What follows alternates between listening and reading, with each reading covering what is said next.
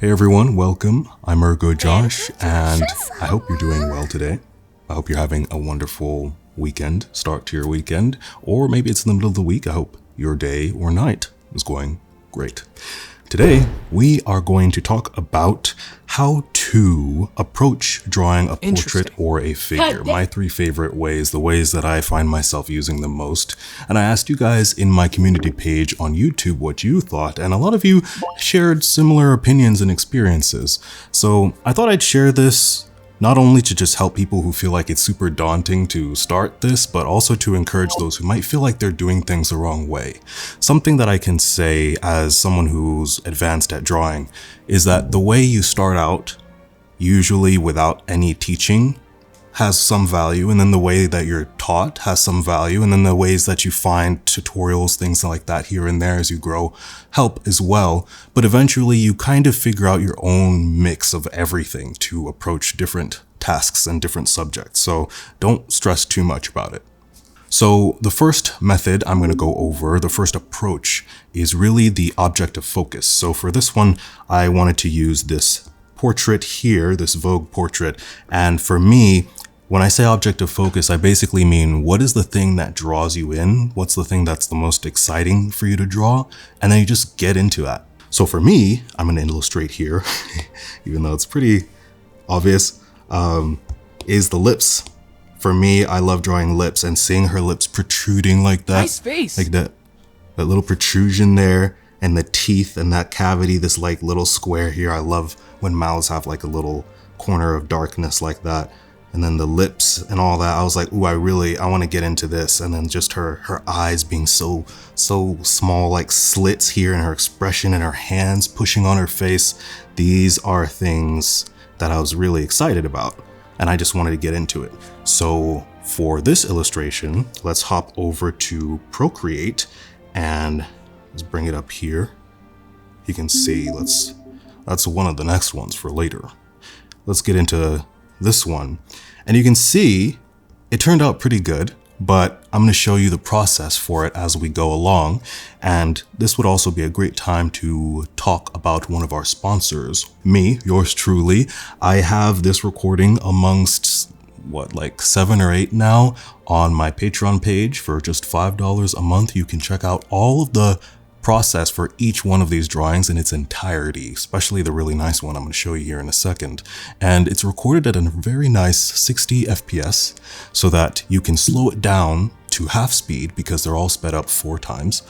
And you can still enjoy the experience and follow along. I provide the references. You can see exactly what I'm looking at on the screen for each drawing. And I have them coming out regularly, weekly. So it's a pretty good thing. My dream is to have a huge library of illustrations where I have the whole process filmed, and you can just scroll through an image. If you're struggling with something or you want to practice drawing, find the video that I made to draw with it, and then you can just follow along. Perfect. You can teach yourself. Everybody will know how to draw on the planet in like 5 weeks. Great, right? That was me as a sponsor, but you're going to see in the video, I start off with the lips, and I have a really good time getting into the details, and it's surprisingly easy, and it actually allowed me, I noticed, to just start to build up momentum with my confidence really quickly. Something that's important when you're drawing is to feel like you're making some sort of headway or some sort of progress, and to like it. If you hate it and you're struggling really quickly, you're probably not going to want to finish the drawing. So that's one of the biggest pros to this approach. You're already doing something that you enjoy, and you're already going to feel some sort of encouragement based off of accomplishing that later. And that's really important because one of the pitfalls to this approach is the fact that when you start at one random place without planning the rest of your work, you're going to run out of space. You're going to find that there's proportion and scale issues, and you're going to see where I struggle with that. I have to change the height and size of her forehead and her chin. Her eyes and her eyebrows were way too far apart, too large. But since we're working digitally, all that is easy to fix. I remember once when I was in middle school, actually, I liked to walk around the houses in my neighborhood, and I would draw. I'd have a huge like 18 by 24 inch drawing pad, and I would start drawing the house, and I'd run out of space. But since we're digital artists now, that's not a problem. This approach is what I've also noticed tends to be the first way that most people approach learning to draw on their own, because this is where you have the infamous draw the other eye conundrum, because you start with one side of the face and then everything else is just warped, right? And so usually most of us start with traditional art, and so we immediately run into that issue where we can't come up with an eye that fits because you might have even drawn that first eye at the wrong angle. So that's another kind of pitfall that can happen. But again, I find that because I am looking and focusing on the detail and not worrying about the whole image, I actually do a drawing of an eye that I like. And that I find matters more than getting it right at the right angle, because then changing it to fix it doesn't seem to be so difficult. But trying to draw 30 different rough attempts at an eye to get it to be perfect from the beginning can feel worse. So I find that honestly, this approach it's very balanced, even though, a scholarly academic approach would look down on it. Now, one thing I have noticed though, is that as you improve in skill, as you improve with your measurement strategies and your construction strategies that we'll mention in the next technique, the next approach, you're going to find that you're going to have to change very little. So for me personally, I didn't have to change very much. I was surprised with how much I liked how this drawing turned out. It really felt good. There's some things I can see are different from the reference, but I still like my drawing. It's stylized, of course. To compare even further, I would say there are two artists I can think of that are really good. They can start with the shoulder and they'll nail everything. Pretty much with barely any mistakes. That would be the late Kim Jung-gi and Night Zhang, who goes by Araceli online. Those are just two artists that come to the top of my head. I've seen them do it. They'll just pick a random place. Araceli, I've seen her start from the hair and then get everything else right for a full body. And I'm like, I can't do that, but that's how far things can go. And I've seen huge strides with me in just 6 short years from when I started to try to push myself to draw portraits to now. I was very surprised I was able to get this done, this clean, without so much fixing. So with that out of the way, let's go ahead and jump into what I'd say is almost the complete opposite approach, which is the more construction, observation heavy, very focused measurement approach. So this is the approach many of you will probably be more interested in, because this is usually what we're taught to do in school. So with this approach, you're going to really study and pay attention to your subject and really understand as much as you can about the structure and the form and try to build that as you go. And so for this illustration, you're going to see how I start with this one. I immediately start with the structure of the head, get the facial features in place, and then start to build out the rib cage and the shoulder girdle to try to map out everything as I go and really, really key into measuring the distances and comparing the sizes for things. I'm very anal about getting one set of features right before I move on to the next. Then I check, then I move on to the next, then I check again. So to illustrate specifically what I'm looking at is this right here, this shape. You can see this shape is very key. That under the jaw right there and the angle right here that she's looking at, very important. These are things that I would look at when I'm approaching this illustration. And then I would immediately notice, okay, that neck is curved, right? So I'd keep that in check and then make sure I study the angle that shoulder is making with the neck there, because that's going to help me.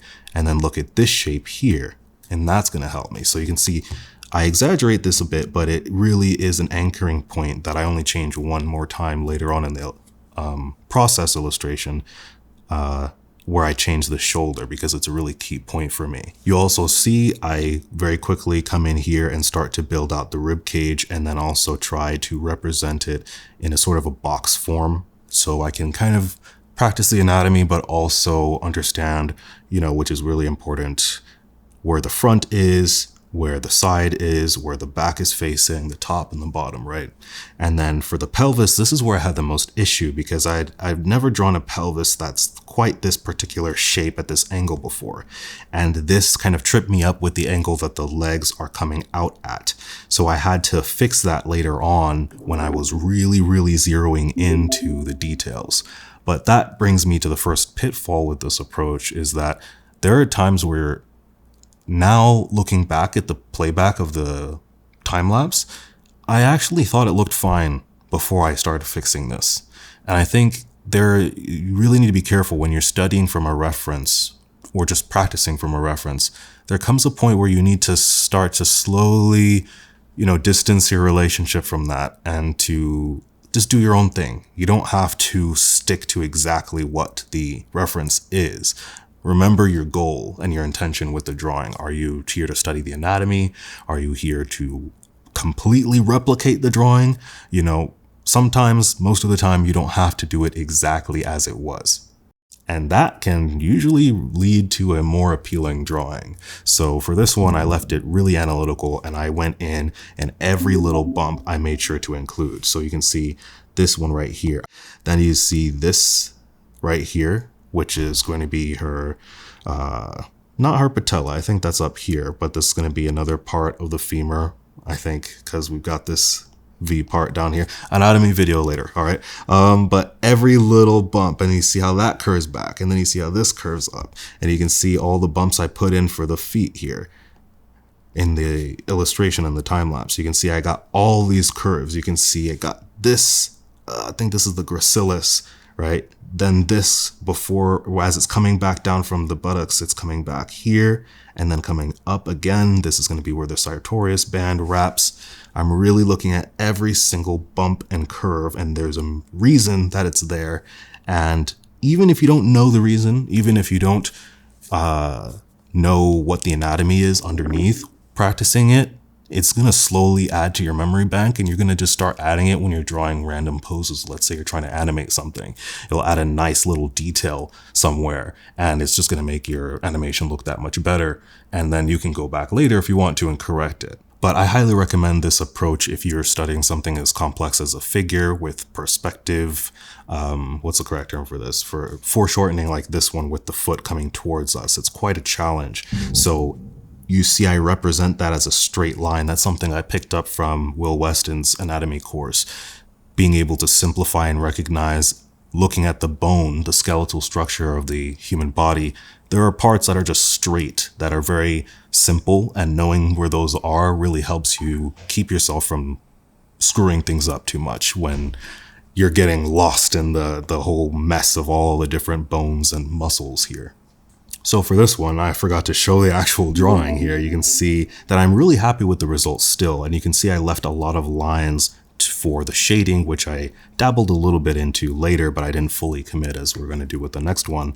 And you can see all of the different muscles, a lot of the practice and kind of, let's see, the construction lines are still visible in the illustration here. So if I go back, you can see a lot of these were just ghosting little boxes and construction lines. You can see I'm breaking this up, the thighs up into little rectangular extended cubes and rectangular prisms, and just going down the anatomy, planning things out as I go, making sure to create an armature that I'm happy with before I go back in and add layers and add more layers like that. But at the same time, I can't help but to do a lot of gestural, more expressive qualities to my sketch as I continue, which is what you're going to see with the next and final focus, where we are not going to adhere to the structure as much. So for this one, this is the final one. This is the more intuitive, more gestury, free-flowing approach. So this is an approach that a lot of people also do as well, where they try to find the line of action, right? Where the most gesture is happening, simplify everything up into one line. And you're going to be focusing on movement rather than trying to get the anatomy perfect. And this is usually what you end up doing as you study anatomy. It's a back and forth process. You're going to get good at anatomy, and then you're going to be stiff, and then you're going to start to practice more gesture, memorize more of the anatomy, and it starts to be looser, learn more anatomy, gets really stiff again. As you get more familiar with it, then it gets to be looser. It's a back and forth process like that. And so for me here, I try to focus on that as much as I could, but I also like to try to set up forms and kind of these volumes where I can really start to play with style and proportion a little bit. So you're going to see something I do early on with this one is I create this little box here and I create this little tube like this. So I can be like, okay, that's that part of the arm. And then there's this part. Because of the foreshortening here, I really want to make sure to get it right. So I'll do this. And then you'll see I draw something similar to this in the time lapse. And if I were to finish that kind of like cylinder out, you would be able to see that that's the top that we're looking at here. And then this is the edge of the bottom of that cylinder. And then we're looking at the top of the one below for her forearm there, right? With this figure as well, it lends itself a little bit more to the gestury approach, because if we compare the angle, let's be honest, she's pretty thick, right? So you're not gonna see these easy landmarks of where the bones and the muscle and the sinew are attaching to the pelvic, bone. It's just a curve, right? So you're going to have to be it allows you to be a little bit more expressive and stylized, but it also lends itself to be more easily approached by just focusing more on the gesture, focusing more on these stylized elements. So with the neck, you can see I play with that a lot. It wasn't that easy for me to get the neck shape right. The head being bigger, right? I wanted to make sure I'm just going to draw a head shape as I like to do it. A stylized shape. So you saw me spend a lot more time getting that right. And I eventually start to just set up these armatures of curves that if you you trim all the lines, you get the eventual overall shape for the body. And then I start to move in after that's complete and then get into the details. And it's a little bit of a mixed, similar approach to the first one with the portrait, because I start jumping into what I find more interesting as well. So like in this case, you see here this shadow for under the nose was something I wanted to really make sure I spent some time with, because it immediately gives her nose presence there. I don't have to think about the anatomy as much. And especially with the neck here, this is something I really focused on, because just getting that shape right would take care of so many other issues. So I don't really need to focus on the specific anatomy for that. So let's go back to the drawing, and you can see that here, I didn't draw much there. It's not much visible in the final, even though I left a lot of the planning and gesture sketches here. And then you can see with the face, you can see I have that shadow there very clearly marked out, because that's what gives it this easy readability. Now, one of the pitfalls to this is that, you got to keep track of your style and make sure things make sense and they work. So when it came to her bra, I had to kind of finagle it a little bit, because it wasn't at the correct angle exactly as the reference, and I still liked how it looked on the reference. So you have to invent a little bit in your mind and try to figure out, okay, well, where would the straps go if I really wanted this to fit her the way I drew her? You have to really be careful to know when to look and rely and depend on the reference, but when to just go with your own flow. And here you can see her hands kind of look like it's the swamp witch hand, like the Hargraven from Skyrim. But I knew that I drew it well. I knew that I understood it. I really spent time to understand it. I think I could make her fingers a little bit thinner and her palm a little bit bigger. But as shown in the shading, when I started to approach that, I was able to get it to a place where, okay, I know that this can look a lot better once I get rid of the lines. So sometimes this approach requires you to be a little bit more gentle with yourself and patient. Things are not going to look exactly like they do in the reference, and sometimes you have to start to think about shading, or just start shading entirely to be able to understand things. One of the ways that I corrected myself when I started to shade is, you'll see here, let me go into the time-lapse replay. Her cheekbone wasn't pronounced enough, and I kind of cut it before it gets into the corner of the eye there. But once you see it right there, that wasn't actually correct, and I didn't notice it until I started to shade. And I was like, wait, that looks weird. And so then I pulled up the reference here,